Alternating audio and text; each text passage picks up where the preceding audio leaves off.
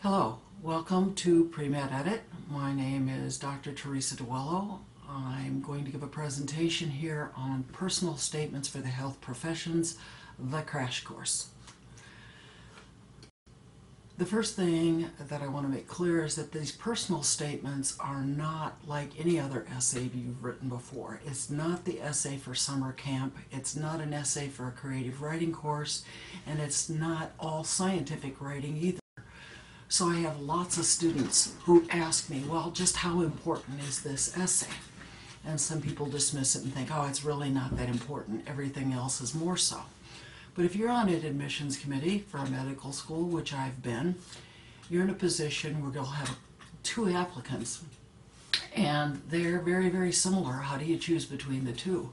So there are going to be other applicants with your grades. There are going to be other applicants with your medical college admission test, dental admission, graduate record exam scores. There are going to be other applicants who have done great research and had great medical dental experiences. They have great letters of recommendation. So it may be that what distinguishes one student from the other is this personal statement. So it's incredibly important. And it's your opportunity after all of the grades and the test scores and that to shine and show your unique virtues. Why should the admissions committee pick you over anyone else? Just as another note of clarification, not all the personal statements for all the different endpoints are the same either. So what you write for a summer research program is different than what you write for graduate school with a PhD. That is different from what you write for the health professions, and different yet again if you plan to do a health profession, an MD or a DDS or a PA and a PhD. So I want to try and unravel some things for you here. One of the things that you're going to have to think about, though, is that what I'm going to say is going to contradict a lot of what you have heard on the grapevine. So you're actually going to have to make a conscious decision about whether or not you want to take what I'm saying to heart. Do you want to believe your roommate, or do you want to believe someone who served on the admissions committee? And if you think about this just a little bit, think about how much we tend to believe whatever we hear first, whether it's fact, fiction, gossip, and we cling to it like our life depends upon it. So, and this is the basis of bias. This is the basis of stereotypes. You hang on to whatever that first impression is. So I am going to go against the grain here on some things, and you're going to have to make that decision. Let's review for just a second, though, what the admissions committee is going to receive. So there's going to be a cover sheet with all of your personal information. There's going to be a sheet with grades. We're going to know what your science GPA is, your non-science, and your total.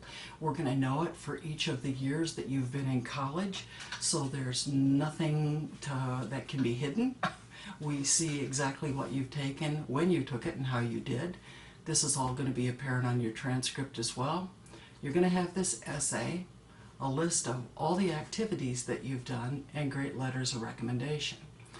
So I just want to clarify that the admissions committee actually puts a great deal of time and effort into reviewing all these applications in a very thorough, fair manner.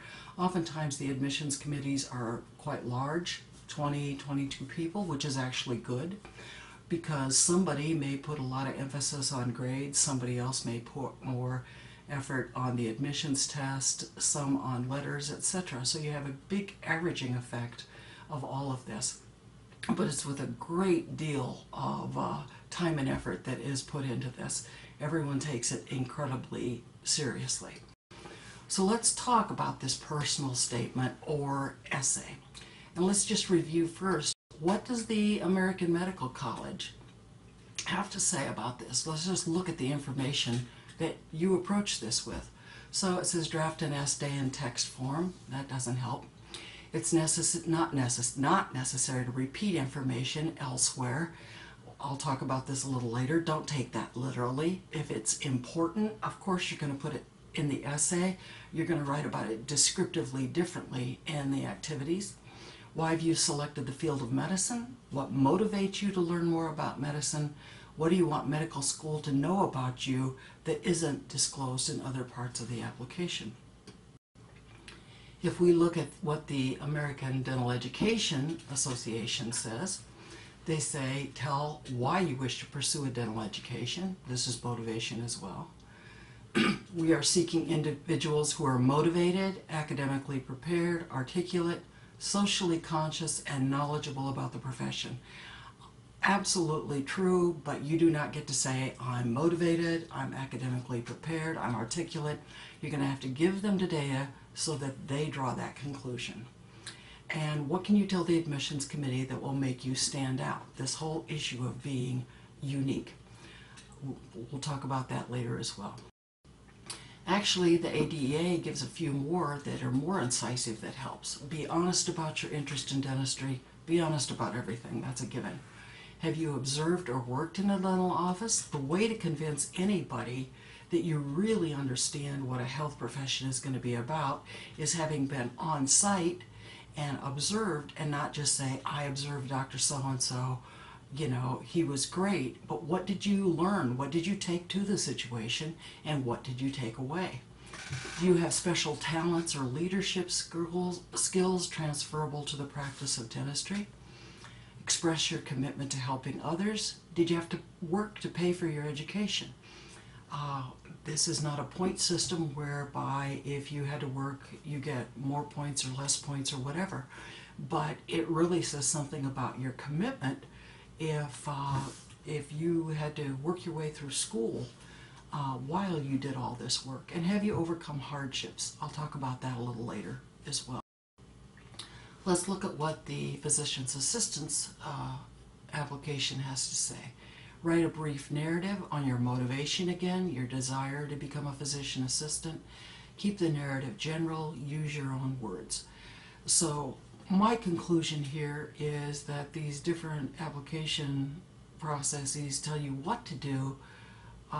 They don't tell you exactly how to do it. So I'm going to focus on how. And you have to think about, what am I going to write about and how are you going to write about it? The how, not just the what. And the first thing you need to do is to get organized. So I recommend everybody start out with a polished curriculum vitae or a hybrid of that.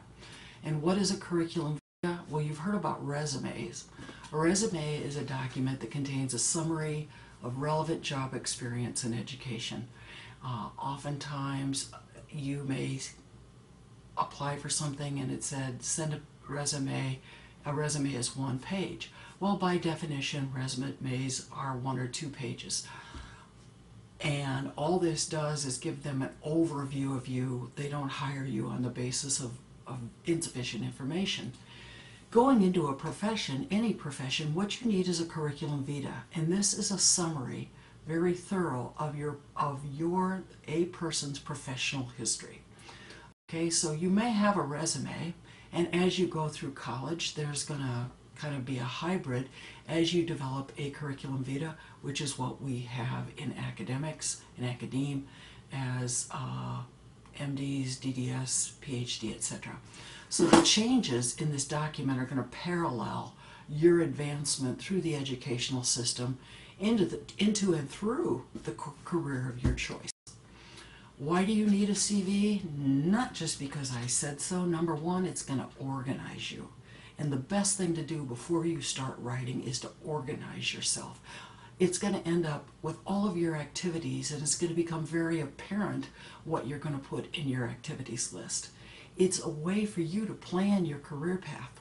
I have freshmen and sophomore undergraduates do curriculum vitas to figure out where they want to go using foresight rather than hindsight. You want to let someone help you plan what to write in your personal statement. I have had students, some who had done so much that they didn't know what to put in their activities, they didn't know what to eliminate, and I could tell them through the eyes of an admissions committee member what would make us be impressed, what would make us go wow. The fourth is to provide to anyone you're asking, to anyone you're asking for a letter of recommendation. If you write a letter of recommendation and just say, so-and-so was 20th in a class of 55, they got an AB in this course, etc., that's limited information. If I have someone curriculum vitae, I can write a better letter of recommendation because I can make it fuller and richer. Having spoken to so-and-so, knowing that they have done X, Y, and Z, they're in a great position. And because you're going to need this document the rest of your life, you're going to set it up now and you're going to keep it up every month, every year for the rest of your career. So I have another website called undergradadvising.com, and I have undergraduate advice, pre-health advice, and pre-grad advice.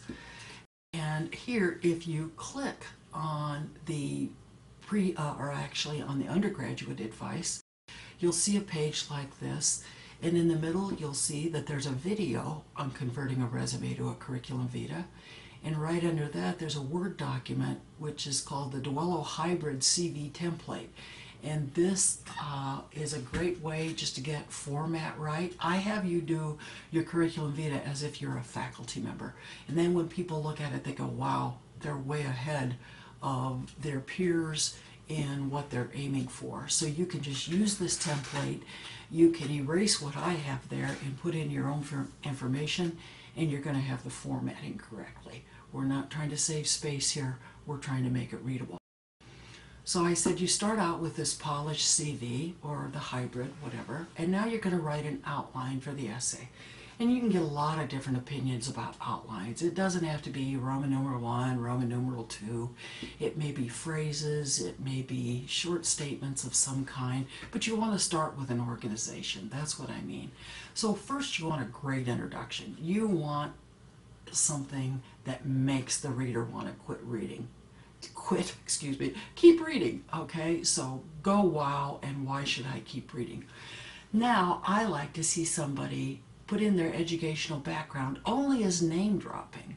So saying, for instance, having had the opportunity to, receive my bachelor's at University of Wisconsin-Madison, what that does is that's name dropping. You're not going to give your whole educational history, but you're saying University of Wisconsin-Madison, and that tells them, oh, I should be impressed by that. Next, I am going to recommend that you talk about your research experiences. I have lots and lots of pre-health students who say, but I don't want to be a scientist. And that's because no one's explained to you what the value of research is, which we'll talk about later. The value being that it teaches analytical thinking, and analytical thinking is the basis of diagnosis. So there is no way that research doesn't matter. It may not be required, but it's impressive. Next, very big issue, you're going to want to talk about your medical, dental, any kind of health, community setting experiences. And you're going to talk about them in a rich manner that convinces the admissions committee that you really do have an understanding of both the breadth and the depth of what a career in that area means. You may put in extracurricular activities. Usually you're not going to have room, and usually you can leave this to the activity statement.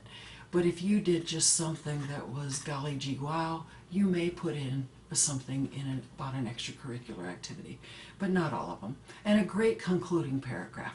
You again want to wow them, take a longer view. Where do you want to see yourself in 5 years? Students say sometimes, well, my goal in life is to get in. No, it's not. Your goal in life is to be through, okay? So you're not going to recite your entire CV, but you are going to pick out the great things that are going to make the admissions committee go, wow. And because they see them there, they're going to look for other evidence in the application. So I've been helping students write for over 30 years here, and I just want to tell you a little bit about what I've learned about student writing, because it gives kind of a rationale to logic about the rest of what I'm going to tell you, and maybe has you understand why you have to go through a little bit of a paradigm shift to think differently about this. So all over the United States, as well as at my institution, I see that most students are stuck on their middle school training. This is, I'm sure, not the way you necessarily perceive it, but when somebody says to write an essay, many of you thinking, well, I should tell a story, A story has a theme. A story has three parts, a beginning, a middle, and an end, and it has a theme that runs through the entire thing. So I see personal statements about going into the health professions where the theme is sports, golf, baseball, and it's reiterated in every paragraph. This is maybe the first paragraph is a story about what motivated you and what you got you in. But think of the rest of it more as like a report rather than a story. So lots of students have been told, just tell a story, just pick one theme and thread it through the entire thing, and then when you get done, all you need is an English teacher and a med student or a dent student to prove it. And I can tell you, based on my 33 years, that's not going to work. So what this comes down to is this is a different type of writing, and the reason you don't know how to do this is because we have not taught you. Okay, it is not just a simple narrative essay. It's not simply rhetorical. It's not only scientific writing. So I have many students who say, I didn't know. So what you want to do is learn how to write in different styles and learn how to write across your career. So we're going to talk about this one here. So what happens is I see a lot of students who are taking the writing from high school that got them into college, and they're trying to use that same writing to get into a health profession. And that means you're 4 years behind. But what I'm trying to do is to get you to write 4 years older than you are, more sophisticated, so they really go, wow. Okay? So the reason we look at this differently is because we have different perspectives. The student thinks, what do I want to say? What do I want them, the admissions committee, to know about me? And I'm thinking on the admissions committee, what do I need to hear? And I'm noting consistent differences in the way students think and in the way an admissions committee member might think. So you really want to convince them that you know what this career entails. It's the job of an admissions committee to choose very well. Okay, it costs a fortune for all of these institutions to train you, much more than your tuition. And we need to know that you really know what the career is. As I say, the depth and the breadth, the dedication, the commitment, the long hours, the joys and the sorrows. And you can't just say, yeah, I'm dedicated, I'm committed, I'll work long hours, I know it's tough. You have to give them the data and then let them draw the conclusion, convince them with the data. The way I tell my advisees this is students get stuck thinking in terms of a to-do list. So yes, we're going to look at your GPA, we're going to look at the admissions committee, admissions exam, we're going to look at whether you've done research, and then everybody is told, well, you should shadow and you should volunteer. And if you think of this as a checklist, well, it's I did that, I did that, I did that, and then you hope that if you have a check mark in every box, you're going to be admitted. And I find that that does not work well, because the terms shadowing and volunteering don't really convey to you what the admissions committee is looking for. So shadow is experience in any health-related setting with anybody of the healthcare team, not just a physician, not only a PA, not only a dentist, nurse practitioners, physical therapists, everybody. The big key words here are healthcare team. It takes the entire village to make someone well. So shadowing or getting in any experience like that is great. Maybe you work with an organization who helps people who are underinsured. Anything health related, not only a clinic or a hospital. I also have giving back here. I'll talk about that in a couple of slides as well. So what are we hoping you gained from shadowing? So often students say, I saw a hip replacement, I saw tooth extractions, I'm really excited. That's what doctors do. But what am I thinking, or what might an admissions committee member thinking? So you saw the way a health professional interacted with the patient, not just the diagnosis and the technology and that. You saw that when that healthcare professional talked to a patient, they had to adjust the message to the age of a patient. How do you speak to a child? is how you differently than how you speak to someone elderly. Their educational level. Are you going to pitch it in terms they understand, or medical terminology? There may be language differences. You may need an interpreter. There will be cultural differences. Maybe if you have a patient who comes from a patriarchal society, all of the information needs to go through the male head of the family. Or maybe there are gender differences as well in how you would deliver this.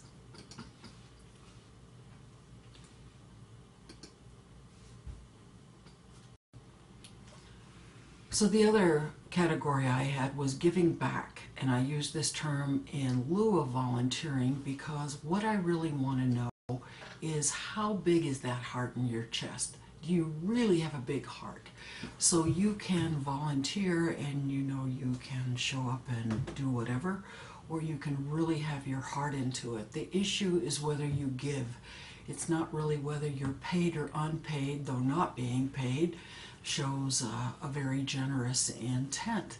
But whether you're giving back, you're really giving of yourself. So one of the things, these are all myths, things that I found to be incorrect over the years. Students think, well, it works to just keep saying that you're a really nice person. No, it does not. It works to keep saying that the doctor was really nice. No.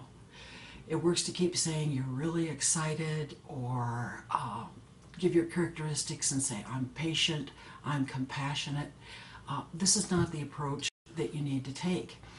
If you take this approach, you're asking them to just believe you. You're asking them to take your word for it, your conclusion. Instead, you want to tell the admission committee members about what you've done in a way that demonstrates these attributes and lets them draw the conclusion. They're really smart people.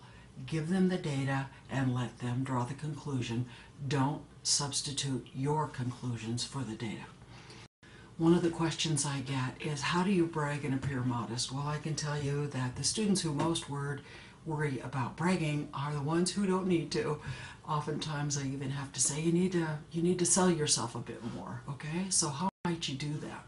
One of the things that makes it easier is actually to attribute the honor that someone is bestowing upon you. So you are honored to be chosen to be one of the Chancellor's Scholars. You were selected, you were included. The honor is being bestowed upon you. Another question I often get from students is how to talk about hardships, and the AMCAS states that you certainly can talk about special hardships, challenges, or obstacles that may have influenced your educational pursuits, or comment on significant fluctuations in your academic record that are not explained elsewhere. Well, two comments. One, oftentimes in an application, a couple of pages from the front, there's a spot where they will say, use this space if you're so inclined to discuss any extenuating circumstances. And this is where you can write anything you want, but you keep it short, to the point. You get on it and off it, and I will say you write it as a success story, okay? If you put it in the essay, it is again very, very short, on it and off it, and a success story, not a long diatribe on difficulties endured. What you want to say here is that you've conquered those difficulties. So for instance, you may explain but now apologize for any weaknesses or unusual aspects, like maybe discrepancies between your GPA and your admissions test. And you may say, you know, I too am at a loss to explain this discrepancy, or, you know, I was working a second job, whatever. But I train my students to write uphill. Write uphill in a way that you create a success story. You were challenged, you conquered the problem, and you succeeded. So uphill is the big point here. The other thing, I'd like to come back to research for just a minute, because many students, if not most, have difficulty talking about this. And oftentimes, as I say, students will say, I don't want to be a scientist, so I don't want to put research in. or research isn't what I'm most interested in, so I'll put it at the end. No, you actually want to end on a high note. So they say just I did research, which is kind of the give me 10 points attitude, or I did research, this was the title of my poster. That again doesn't tell me you learned anything. It doesn't tell me you learned analytical thinking. And the value of research is that it teaches analytical thinking. That's why the admissions committee values it. It may not be required, but we value it. And because analytical thinking is actually the basis of diagnosis. So can you critically think? Can you analytically think? So when you talk about research, you have to do it in a credible manner. So I had the opportunity to work with Dr. Teresa DeWallo in the Department of Obstetrics and Gynecology, who studies low birth weight and infant mortality. Who did you work with? Where are they at? What's the broad focus of the research? I can't tell you how many students never named the professor who granted them the privilege of conducting research in their laboratory. Now you have to talk the talk and walk the walk. This is what you did, this is what you found, this is why it's important. Not just the techniques. We bring students into a lab and we teach you techniques and we applaud. And then we have you train someone else and we applaud again. And it reinforces the notion that the research is about the techniques rather than the science. But you are not applying to be a technician. Okay? It's not. We're not going to admit you because you know how to do a Western blot. What did you learn in terms of science and analytical thinking? So a few general comments in here. Everything does not have to be in chronological order. You can actually rewrite history. Okay, you never ever say you didn't like something. Oftentimes students will say, I did research, but I really didn't like it, and my passion is clinical medicine. You never say you didn't like things. Everything benefited you. Okay, you can always write in that manner. Instead, you say, if maybe you had many different research opportunities, and maybe in fact you did basic science research and it wasn't your cup of tea, and you did clinical, but then you loved public health. So instead, rewriting history, you say, I made a concerted effort to have all these varied experiences. You did basic science, clinical, and public health research. Okay? The other thing you learn as you go, and believe me, what I am telling you, I learned in my 30s and 40s, which is why I'm trying to give it to you now when you really, really need it. You learn as you go through your career, in your speaking and your writing, how to plant the questions you hope to be asked in an interview. So if you write, I have had multiple opportunities to conduct research ranging from basic science to clinical science to community-based research, only two of which I'll discuss here. Okay, right there are the questions. What are the rest of them? I'm going to look for them in the application, and I'm probably going to ask you about that.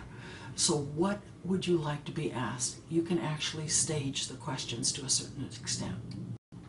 If you have really hard time getting started, first off, as I say, write up polished curriculum vitae. Lost the vita there. Second, write the outline or the plan. If you're having trouble, write a phrase. Take the phrase and rewrite it as one sentence. Then take that sentence and rewrite three, and you have a paragraph. Start out, you have to get the content correct first. You have to write good paragraphs. Don't worry about the word counts or the transitions until later. I get essays from students saying, I need 3,500 characters and I'm at 4,200. Do you see where I can take 700 out? Well, I can actually see where you should remove about 2,000 of them because you were talking about the same thing. So don't worry about the word count or the transitions in the first couple drafts, definitely. Once you have a draft, okay, one of the things you want to do is think about being unique, okay? And this is challenging. Yeah, there's a lot of talented competition out there. But this is why I always tell my students there's general advice and there's specific advice. General advice is what's true for everybody, and because it's true for everybody, you're safe to put it on a website. And if it's on a website, you don't need me to read it to you, okay? But then there's individual or personal advice. If I see your resume and I see what you have done, then I see what is unique about you that you would want to put into an essay. I have had students come to me and I have reviewed essays and they were pretty bland, a little bit milquetoast. And I would turn to a student and say, is there anything that you didn't add here? And they said, well, you know, I did do that medical mission in Costa Rica. Believe me, you want that in your essay, okay? This is why now I emphasize having a curriculum vitae and giving it to someone and having it reviewed before you ever start writing. Now when students are writing and they're writing on the same thing, one of the tasks, a bit difficult, that I give them is I say take the draft and go through it and underline every reason you believe you gave the admissions committee to admit you. Now after you've completed that, go back through it again and highlight the reasons you believe you gave the admissions committee to admit you over someone else. Have you sold yourself? Have you been unique? Have you framed it in the best possible way to say this is someone we want in our class? Why should they select you? Not from your perspective, you're nice, Dr. Smith was nice, etc.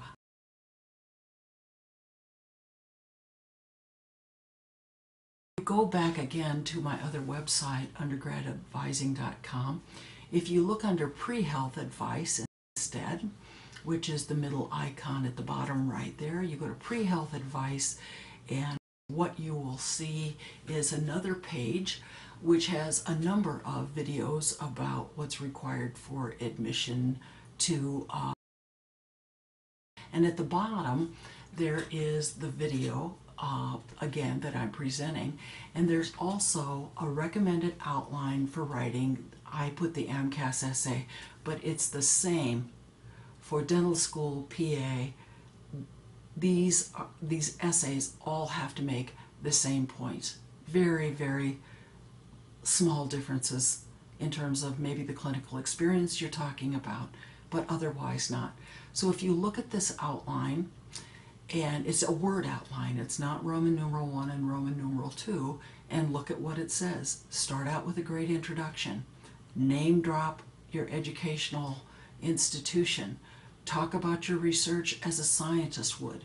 Talk about your clinical, medical outreach experiences in a way that convey what you learned. Not that you learned, but what you learned. Also here at the bottom is Duello tips for writing these essays. And again, it's true of any essay. 33 years ago, when I became a faculty member, I started writing these down the first couple of years, and then I just said, I'll put them up for everybody. After you've done your several drafts, look through here and just see whether you've paid. Absolutely, positively plan on the essay requiring multiple drafts.